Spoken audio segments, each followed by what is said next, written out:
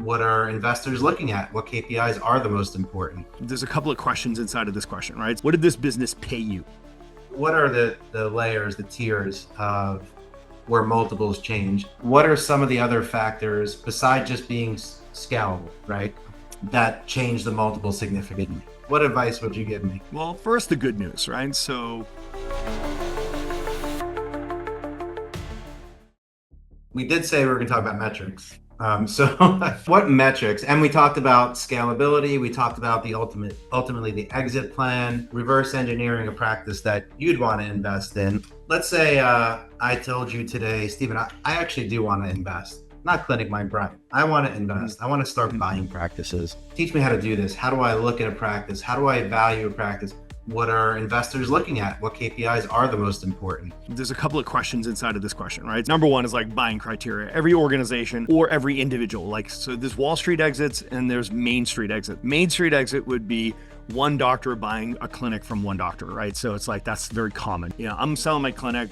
Dr. Brian wants to buy clinics. Dr. Brian buys my clinic, right? So it's like, that's a Main Street exit. A Wall Street exit is, there's some kind of professional money behind this and it's part of a roll-up or a consolidation or a tuck-in, like somebody's buying a bunch of chiropractic offices, right? Typically private equity backed. There's professional money involved. Regardless of what the dynamic is, let's just go to the far right side of the bell curve here, which is when you start talking about private equity, because they're the most sophisticated business minds in the world, right? And they make money by buying businesses that have potential to make them more money. They'll grow the business and they look for opportunity to grow it, and they create arbitrage by combining small businesses together that have the qualities that they're looking for and they have potential to grow. We can learn a lot even if you have no interest in doing like a roll-up or a consolidation or anything. A smart business person pays attention to smart business people and be like, we can learn a lot from what they're looking for. If you were to ask somebody in this environment, what are your buying criteria? What are you looking for? They're going to list like, hey, we're looking for a practice that's doing somewhere between 500,000 and $1 million, right? So we're going to look for a practice that's somewhere between 3 years old and 12 years old. We're going to look for somebody who's got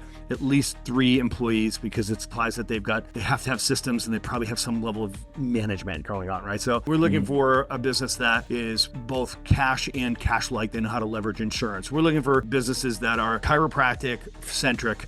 Let's call it vitalistic, subluxation based. They focus on adjusting, whatever it is. It's this criteria, right? Because what they're looking for is like this particular species of practice that's of a certain size, and then they'll look for profitability, right? So because at the end of the day, the short answer is what most people are buying, or how enterprise value is assigned, is through profitability. So how profitable is the business? At the end of the day, you're going to get some sales multiple of the profit of the business. If you're an owner-operated business, the calculation, they usually extrapolate out what's called SDE, or seller's discretionary earnings. Whereas if you're a professionally managed business, they use EBITDA, right? Which is earnings before interest, taxation, amortization, and depreciation.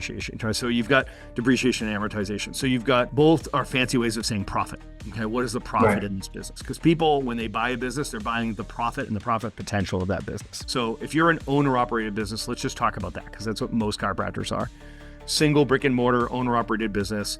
They're going to look at your SDE, or seller's discretionary earnings. 3 numbers add together to get your SDE. And think about the term. Don't try to memorize, understand the language. Seller, that's the person selling the practice. Discretionary, right? They get to choose to do it with the money. Earnings, right? So it's beyond profit. It's like, okay, so it's calculated using 3 numbers. What is the owner's salary? What do they pay themselves for the salary for the work that they do? Number 2, it's what is their distributions of profit based on their equity? They own the business. What do you take for distributions of profit? And number 3, what are the add backs, legitimate add backs that you run through the business that you couldn't otherwise do if you didn't own the business, right? So that's in essence your compensation. So if I'm selling my practice to you, Dr. Brian, you'd say, okay, Dr. Stephen, what did this business pay you, right? So your salary plus your distributions plus your add backs. You add all those numbers together and it's going to give you your SDE. So it's like, okay, so that's an accounting fact. That's the objective piece of it. The subjective piece of it is, what is the multiple they'll give you? And it's called a sales multiple. They're basically saying, how many years of your profit will we give you for this business? So if somebody said they're going to give you a 3 times profit, what they're basically saying is, I'm going to give you 3 years of profit. A 3 times multiple, or a 3x multiple, or 3 times SDE. It's all saying the same thing. We're going to figure out what your profit was, let's say last year, buyer, they're actually going to look back 3 years. But we're going to say last year, what'd you make for a profit? And we're going to give you 2.5 times SDE or 3 times SDE or 4 times SDE, right? So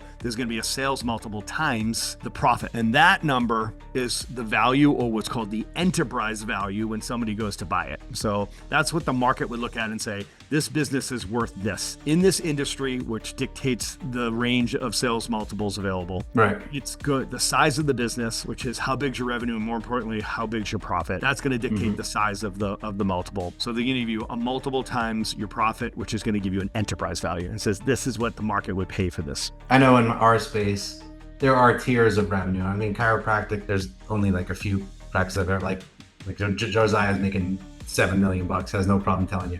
But there's not a lot of Josiah's, right?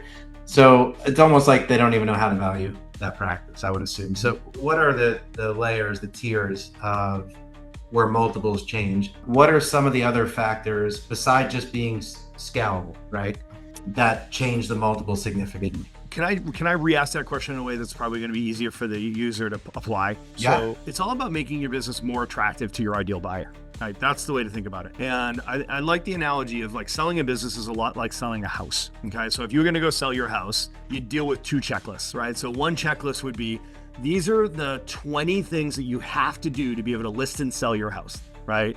Check, check, check, check, check. There's a second checklist, right? So that second checklist is, these are the things that you could do to make your home more attractive to your ideal buyer. Paint the house, fix the roof, get that shag carpet out of the basement, Brian, right? So it's like redo the kitchen, get the curb appeal, do your landscaping, fix those broken cement steps out front. All the things that people do to ready their house for market, right? So make it more attractive to your ideal buyer. Here's what happens. Number 1, increases the chance of the house selling at all. Number 2, it attracts your ideal buyer, and probably multiple ideal buyers. Number 3, when you have multiple ideal buyers, it starts a horse race. Now, what it does is it pushes the pressure on pushing the price up. It speeds up the transaction and reduces the stress, right? So that's what you do make a house more attractive. Well, same thing with a business, right? So when you go to sell a business, you want to recognize there's 2 checklists. 1, these are the 20 things you have to do to be able to sell your business.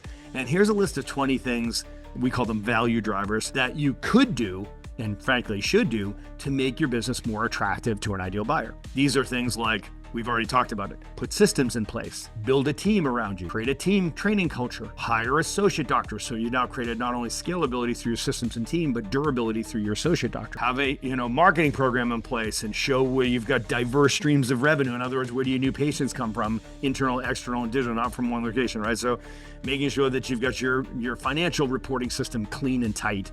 Make sure that you've got your metrics, operational metrics tracking reporting clean and tight. There's all these elements that you can bring into your business that, like, each one of these is just like tightening up the bolts that make it more and more attractive, so you can increase what's called the QOE and the QOB. QOB is the quality of the business. QOE is the quality of the earnings, and making sure that somebody looks at that business and be like, man, this is a sexy business he's built.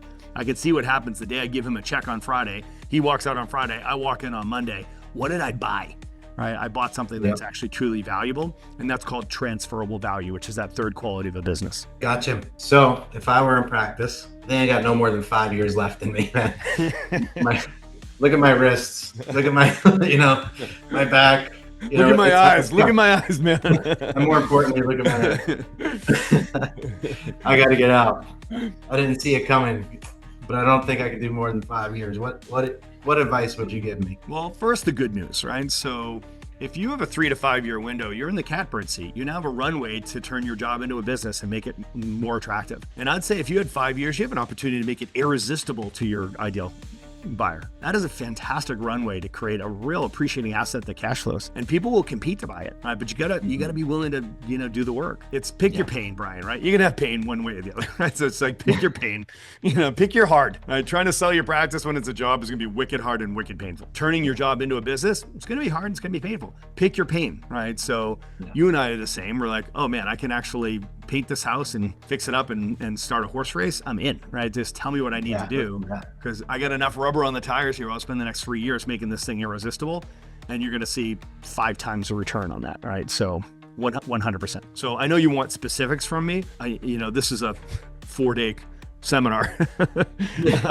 We're going to be giving away a reference of KPIs, right? So we have a PDF that we're going to share. There's a link here somewhere in the show notes where we give you KPIs. This entire conversation, the backdrop to this entire conversation is that the difference between a job and a business is scalability and durability, right? And eventually transferability. None of those things are possible. None of those things can exist without having data. When you are an owner operator, you don't need metrics. You have a job, right? So you're building your business on brute force. Okay. It's your passion. It's your ass, right? It's your time, energy, focus, right? So this is like, that's how you make money, right? You have a well-paying, in many cases, you're self-employed, right? So if you want to turn the job into a business, if you want to create scalability, durability, and transferability, you need data. You need metrics, right? So scalability implies you're going to delegate. Well, you can't delegate something you don't measure. You won't be able to delegate it well, and you won't get any results, right? So durability implies you're going to use your money to buy somebody else's time, energy, focus, and talent to free up your time, energy, focus, and talent. Well, you're going to want to measure what they do, because you can't have any visibility or accountability if you don't have reporting systems and meeting rhythms that talk about data. It has to be data driven. And as much as this is cringe for so many chiropractors, I know it was for me. At the end of the day, it's like, hey, I'm going to just love on my patients. I'm full of passion. I'm going to tell the story. I drive great clinical outcomes. It's like, this practice is going to build itself. And that was true right up until I realized I owned a job and not a business. And I had painted myself into a corner. And now I was trading time for money. And there was no way out for me, right? So I was like, oh man, this is not what success looks like. And that's probably a better version of the story than some, because some are grinding away only to find out they're actually not making any money. Yes. and they're busy, they're painted into a job that doesn't actually pay them very well. Right. So I know your practice was big and profitable and all that stuff, but man, we say verify. One of the things with metrics too is you can verify. Like, you can delegate something, but delegating and not measuring the result of that delegation, what actually happened, was it done, without metrics is impossible. In some cases, you completely forget what you delegated because you're not measuring. 100%. You don't even know what you delegated. Clinic Mind, your all-in partner for practice success.